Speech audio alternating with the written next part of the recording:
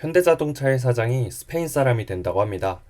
오늘 현대차그룹의 사장단 인사가 예정돼 있었는데요. 새벽에 나온 단독 기사에 따르면 2021년부터 2024년까지 4년 동안 현대자동차를 이끌어온 장재훈 사장이 물러나고 현대자동차의 글로벌 CEO, 최고 운영 책임자였던 호세 무뇨스 사장이 새로운 CEO로 발탁되었다고 하는데요. 현대차그룹은 4대 그룹 중에서 분위기가 가장 좋아서 칼바람 대신 봄바람이 예상됐었는데 그야말로 깜짝 인사, 파격 인사를 단행했네요. 이렇게 되면 우리나라 주요 대기업 중에서는 외국인 CEO를 발탁한 건 사실상 현대차가 처음인데요. 오늘은 왜 현대차가 이런 초강수를 뒀는지, 호세 무뇨스 사장은 어떤 사람이고 어떤 미션을 맡고 있는지 한번 얘기해 보겠습니다. 본격적으로 시작하기 전에 깊이 있는 경제, 금융 소식을 매일 받아보고 싶으신 분은 구독과 좋아요도 눌러주시고요. 그럼 한번 시작해 보겠습니다. 오늘 새벽에 또 하나의 속보가 있었는데요. 바로 트럼프 행정부의 정권 인수팀에서 IRA에 따른 전기차 세액공제 폐지를 계획하고 있다고 합니다. 트럼프 캠프의 핵심 공약인 감세 정책 때문에 세수가 줄어들 것에 대비해 여기저기서 비용을 줄이고 있는데요. 그 중에서 바이든의 핵심 정책이었던 IRA와 칩스법을 폐지하거나 혜택을 축소하면 우리나라의 배터리, 전기차, 반도체 업계에도 큰 타격이 있을 것으로 예상되고 있죠. 또 참 얄미운 게 테슬라는 IRA 전기차 보조금 축소를 적극적으로 지지하고 있다고 해요. 그러니까 자기들은 보조금 없어도 살 사람 많다는 뜻이죠. 일론 머스크도 예전에 보조금 없으면 테슬라는 약간의 피해를 입겠지만 다른 회사들은 치명적일 것이다 라고 말한 적도 있고요. 아무튼 그래서 트럼프 행정부가 들어서기까지 지금 100일도 안 남았기 때문에 현대차도 발등에 불이 떨어진 상황인데요.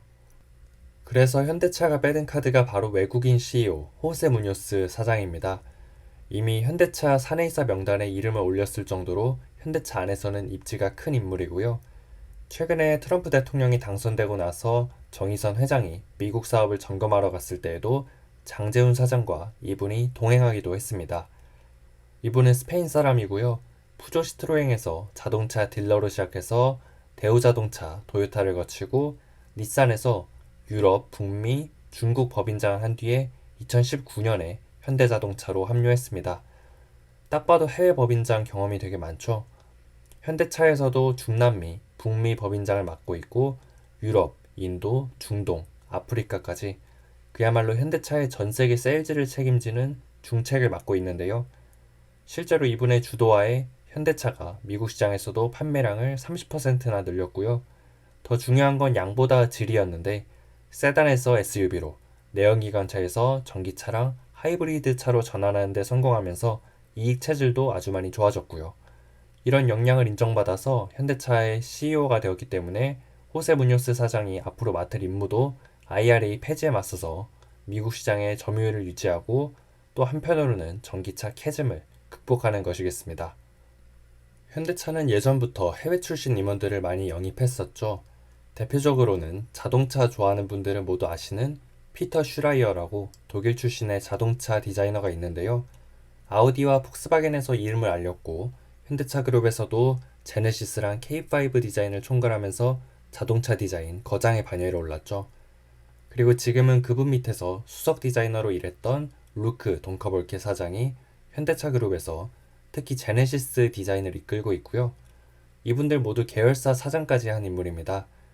정몽구 회장이 현대차의 품질 경영을 주도했다면 정의선 회장은 현대차의 디자인 경영을 리드하고 있다고 평가를 받는데요. 삼성의 이건희 회장도 시종일관 강조했던 게 바로 이 두 가지, 품질과 디자인이었죠. 최근 몇 년 사이에 현대자동차 제네시스의 위상이 높아지고 삼성전자 갤럭시의 위상이 낮아지는 것에는 바로 이런 디자인이 큰 영향을 미쳤다. 전 이렇게 생각하는데요. 물론 정의선 회장이 회장 취임하기 전부터 현대차그룹은 외국인 디자이너를 많이 영입하긴 했지만 정의선 회장 특유의 오픈 마인드 덕분에 그 힘이 이제서야 더욱 빛을 발하는 것 같습니다.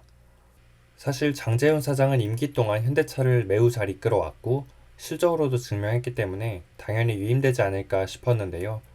이번에 자리에서 물러나는 건 경질성 인사라기보다는 트럼프와 IRA 때문에 어쩔 수 없이 교체성 인사를 당했다고 봐야겠죠. 어떻게 보면 좀 억울할 수도 있는 상황인데 장재훈 사장은 그룹의 다른 핵심적인 역할을 맡을 것이라고 합니다. 아마 수소 사업 쪽을 챙기지 않을까 예상하는데요. 얼마 전에 정의선 회장의 뒤를 이어서 수소위원회 공동의장으로 선임되기도 했고요. 또 최근 수소의 날에는 수소 콘셉트카 이니시움을 공개하기도 했었죠. 현대차그룹이 지금 주력하는 신사업을 크게 두 축으로 나눠보면 전기차와 수소차로 대변되는 친환경차, 그리고 AVP와 AAM으로 대변되는 자율주행이라 할 수 있겠는데요.